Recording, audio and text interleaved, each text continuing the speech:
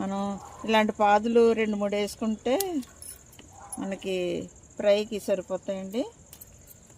ఇవి ఇంకా లేతగా ఉన్నాయి.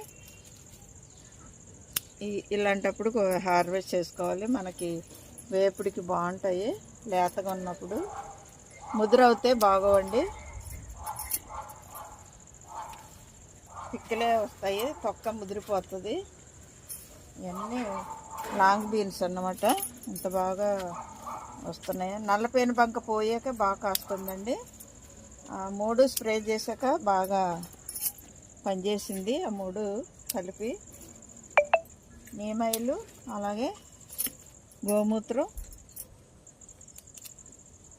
పొగాకు కాళ్ళు 3 2 రోజులు నానబెట్టి పొగాకు కాళ్ళు అప్పుడు స్ప్రే చేశానండి. కలిపి బాగా పేనుబంగంతా పోయింది.